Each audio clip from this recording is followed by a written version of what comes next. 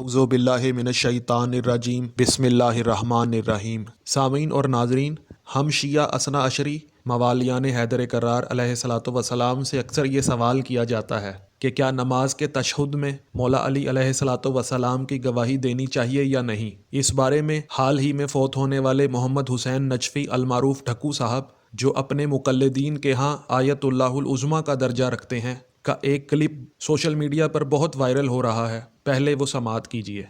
قبلہ سوال ہے کہ بعض لوگ کہتے ہیں کہ تشہد میں علی ولی اللہ پڑھ لیں تو ثواب ہے اور اگر نہ پڑھیں تو گناہ نہیں ہے۔ ان کے بابے کی شریعت ہے، کس نے ان کو یہ حق دیا یہ فتویٰ دینے کا؟ دین بنانا نبی کا کام نہیں، دین میں کچھ گھٹانا بڑھانا امام کا بھی کام نہیں۔ دین بنانے کا محکمہ صرف خالق دین کو حاصل ہے، جو مالک یوم الدین ہے۔ دین کے اجزاء، دین کے عقائد، دین کے واجبات، دین کے محرمات، دین کے سنن و مستحبات، دین کے مکروہات و مباحات بنانا اللہ کا کام۔ جو دین اللہ بنا دے اس کو پورے جزیات سمیت لوگوں تک بے کم و کاست من و ان پہنچانا، یہ ہوتا ہے نبی و رسول کا کام۔ خدا بنا دے، نبی و رسول پہنچا دے اور وہ پہنچا کے دنیا سے تشریف لے جائے، اس کے بعد اس دین کو آگے پھیلانا، اس کی تشریف فرمانا، مشکل وقت آنے پر تن من دھن قربان کر کے دین بچانا، یہ ہوتا ہے نبی کے وصی یعنی امام کا کام۔ لہذا جس نماز میں شہادت ثالثہ پڑھی جائے، یہ وہ نماز ہے جو نہ نبی نے پڑھی ہے، نہ مولا علی نے پڑھی ہے، نہ حسنین شریفین نے پڑھی ہے، نہ 12ویں امام تک مہدی دین نے پڑھی ہے۔ یہ 14ویں صدی کے مولویوں ذاکروں یا 15ویں صدی کے لوگوں کی آج ایجاد بندہ ہے۔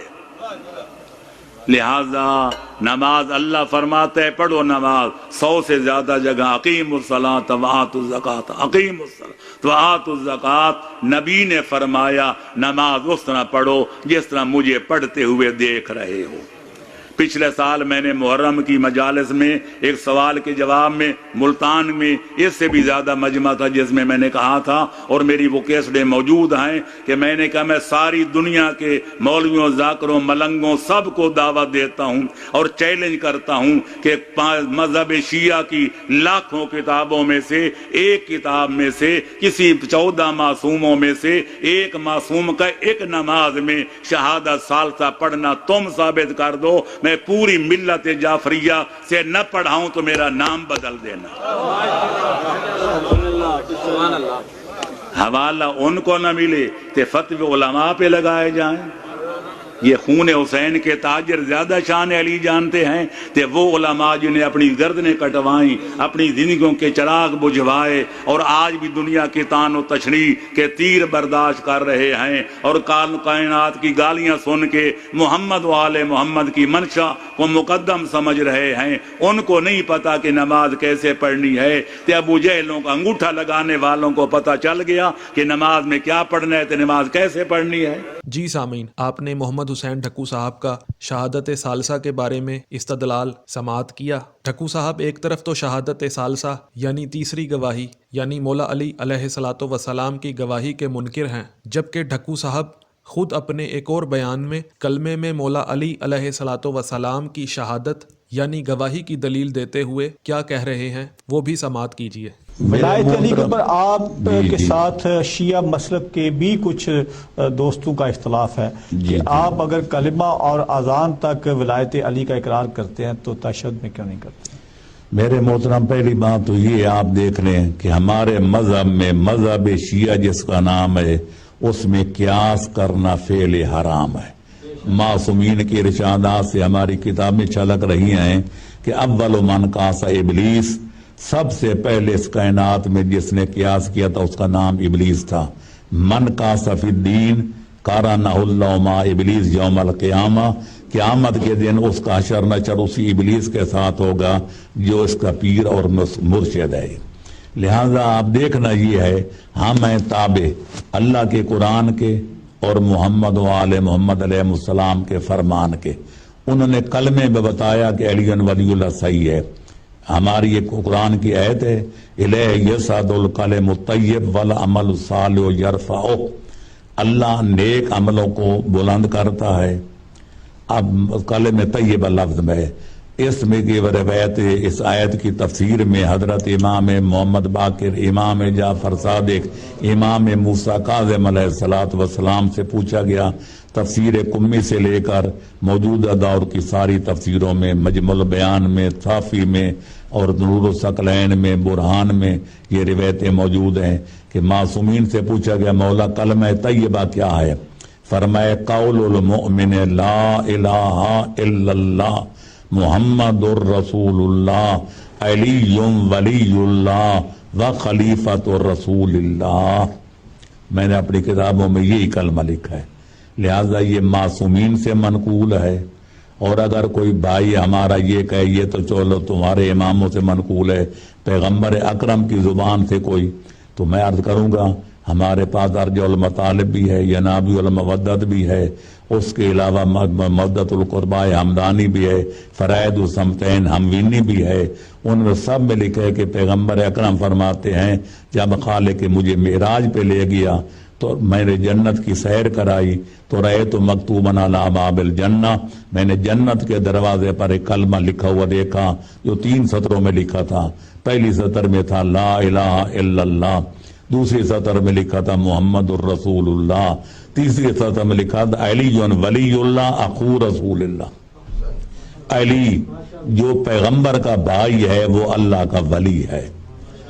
اب ظاہر ہے کہ ہم نے جنت کے دروازے پر تو نہیں لکھوایا، اللہ نے لکھوایا، پیغمبر کو دکھایا، پیغمبر نے واپس آ کر دنیا کو بتایا.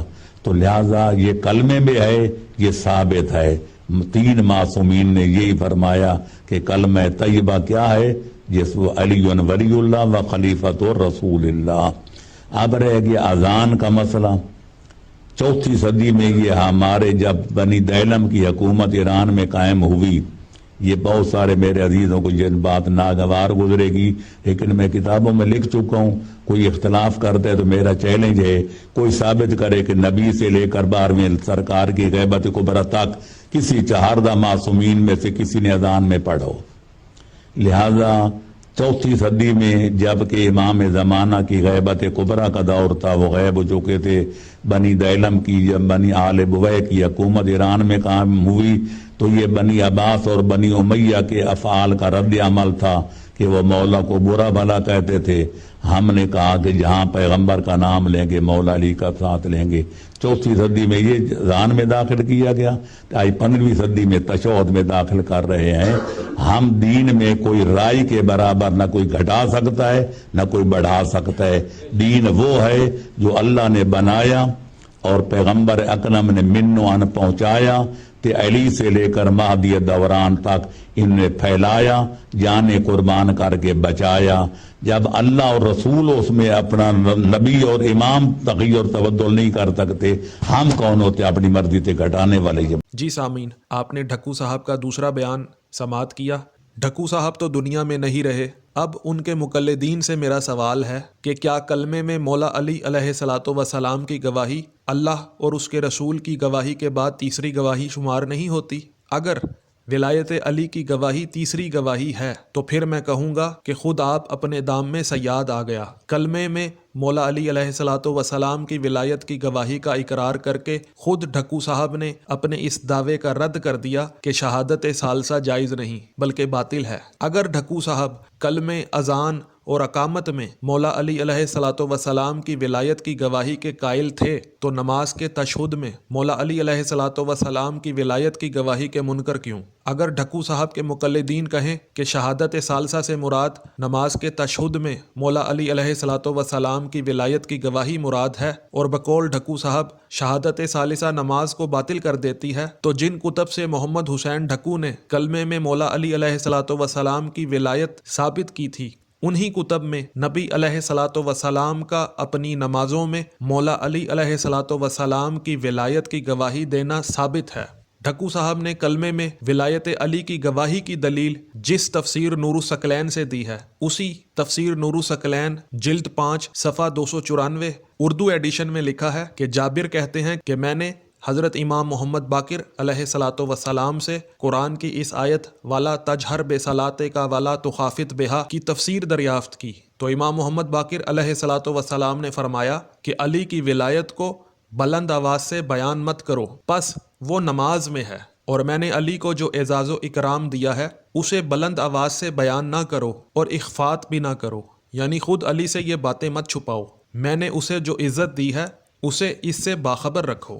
اور جہاں تک وابتغی بین ذالک سبیلا کا تعلق ہے تو خدا یہ فرما رہا ہے کہ تم مجھ سے ولایت علی کو بلند آواز سے بیان کرنے کا سوال کرتے رہو، چنانچہ اللہ تعالیٰ نے آپ صلی اللہ علیہ وآلہ وسلم کو غدیر خم میں اس کے اظہار کی اجازت دی تھی۔ جی سامعین، آپ نے تفسیر نور الثقلین کی روایت ملاحظہ کی۔ اللہ کا نبی صلی اللہ علیہ وآلہ وسلم کو تاکید فرمانا کہ مولا علی علیہ الصلاۃ والسلام کی ولایت کو نہ ہی اونچی آواز میں بیان کرو اور نہ نیچی آواز میں بیان کرو بلکہ درمیانی آواز میں بیان کرو، اس بات کی دلیل ہے کہ نبی صلی اللہ علیہ وآلہ وسلم اپنی نماز میں ولایت علی کی گواہی کا ذکر کیا کرتے تھے، ورنہ دھیمی آواز میں ولایت علی کے ذکر کی تاکید کیسی؟ اور غدیر خم میں مولا علی علیہ الصلاۃ والسلام کی ولایت کے اعلان کے بعد کھل کر نبی صلی اللہ علیہ وآلہ وسلم کو ولایت علی کی گواہی کی اجازت مل گئی۔ سامعین، عربی تفسیر نور الثقلین میں بھی یہی لکھا ہے کہ ابی جعفر علیہ الصلاۃ والسلام نے ولا تجہر بے صلاتے کا ولا تخافت بہا کی تفسیر میں فرمایا کہ لا تجہر بے ولایت علی فہوا فی الصلاۃ، کہ ولایت علی کو اونچی آواز میں نہ پڑھو، پس وہ نماز میں ہے، یعنی ولایت علی کا ذکر نماز میں ہے۔ اور حیرت کی بات ہے کہ محمد حسین ڈھکو صاحب کو کلمے میں ولایت علی کی گواہی تو تفسیر نور الثقلین سے مل گئی، لیکن نبی صلی اللہ علیہ وآلہ وسلم کا نماز میں مولا علی علیہ الصلاۃ والسلام کی گواہی کا اقرار کرنا نظر نہ آیا۔ ڈھکو صاحب کا وعدہ تھا کہ اگر کسی امام نے مولا علی علیہ الصلاۃ والسلام کی ولایت نماز میں پڑھی ہو تو میں خود بھی پڑھوں گا اور اپنے مقلدین سے بھی پڑھواؤں گا۔ تو اب ڈھکو صاحب تو ہم میں نہیں رہے، تو میں ان کے مقلدین سے کہتا ہوں کہ جب آپ کو میں نے امام الانبیاء محمد مصطفیٰ صلی اللہ علیہ وآلہ وسلم کا اپنی نماز میں ولایت علی کی گواہی کا اقرار دکھلا دیا ہے، تو اب آپ پر لازم ہے کہ آپ سنت رسول صلی اللہ علیہ وآلہ وسلم پر عمل کرتے ہوئے نماز میں دوران تشہد ولایت علی کا اقرار کریں۔ اور سامعین، اللہ نے جس آیت سے رسول صلی اللہ علیہ وآلہ وسلم کو مولا علی علیہ الصلاۃ والسلام کی ولایت کی گواہی درمیانی آواز میں پڑھنے کا حکم دیا تھا، وہ بنی اسرائیل کی 110ویں آیت ہے، اور علم الاعداد کے حساب سے مولا علی کے عدد بھی 110 ہیں۔ تو 110 کے عدد نے صاحبان معرفت کو اشارہ کر دیا کہ یہاں جس گواہی کا ذکر ہو رہا ہے وہ مولا علی علیہ الصلاۃ والسلام کی گواہی ہے۔ سامعین، دوسری کتاب تفسیر صافی ہے جو ملا فیض کاشانی کی تالیف ہے، جلد اس کی 4 اور صفحہ 596 ہے۔ یہ وہ کتاب ہے جس سے محمد حسین ڈھکو صاحب نے کلمے میں ولایت علی کی گواہی کی دلیل دی ہے، لیکن انہوں نے یہ نہیں بتایا کہ نبی معظم صلی اللہ علیہ وآلہ وسلم کو اللہ نے تاکید کی تھی کہ نماز میں ولایت علی کا اقرار نہ بہت اونچی آواز میں کرو اور نہ بہت نیچی آواز میں کرو بلکہ درمیانی آواز میں کرو۔ اور سامعین، تیسری کتاب سید ہاشم بہرانی کی تفسیر برہان ہے جو بیروت لبنان سے چھپی ہے، جلد اس کی 4 اور صفحہ 639 ہے۔ یہ وہ کتاب ہے جسے محمد حسین نجفی المعروف ڈھکو صاحب نے کلمے میں ولایت علی کی گواہی کی دلیل دی ہے، لیکن انہوں نے یہ نہیں بتایا کہ اللہ پاک نے سورہ بنی اسرائیل کی آیت 110 کے ذریعے نبی علیہ الصلاۃ والسلام کو حکم دیا کہ علی کی ولایت کی گواہی نماز میں نہ بہت اونچی آواز میں دو نہ بہت پست آواز میں دو بلکہ درمیانی آواز میں علی کی ولایت کی گواہی دو۔ یہی روایت تفسیر ابو حمزہ شمالی صفحہ 340 میں بھی لکھی ہے، اور یہی روایت کتاب بصائر الدرجات جو امام حسن عسکری علیہ الصلاۃ والسلام کے صحابی نے لکھی تھی، اس کی جلد اول صفحہ 224 میں نقل ہوئی ہے۔ اور سامعین، یہی روایت تفسیر عیاشی مطبوعہ بیروت لبنان جلد 2 صفحہ 342 میں بھی نقل ہوئی ہے۔ اور سامعین، یہی روایت تفسیر عیاشی مطبوعہ قم جلد 3 صفحہ 85 پر بھی نقل ہوئی ہے۔ اور سامعین یہی روایت تفسیر کنز الدقائق و بحر الغرائب جلد 7 صفحہ 548 میں بھی نقل ہوئی ہے۔ اور سامعین یہی روایت باقر مجلسی اللہ مقامہ نے اپنی کتاب بہار الانوار مطبوعہ بیروت لبنان جلد 36 صفحہ 339 میں بھی نقل کی ہے۔ اور سامعین یہی روایت باقر مجلسی اللہ مقامہ نے اپنی کتاب بہار الانوار جلد 82 صفحہ 294 میں بھی نقل کی ہے۔ سامعین انشاءاللہ آپ کو شہادت ثالثہ کے موضوع پر مزید دلائل قرآن اور قول معصوم سے دکھاتا رہوں گا۔ اگر آپ کو ویڈیو پسند آئی ہے تو ویڈیو کو لائک کریں، کومنٹ کریں اور ہر اس جگہ شیئر کریں جہاں محمد حسین ڈھکو صاحب کی ویڈیو نشر کی ہے تاکہ ان کے مقلدین کو ہدایت نصیب ہو۔ السلام علیکم ورحمۃ اللہ وبرکاتہ۔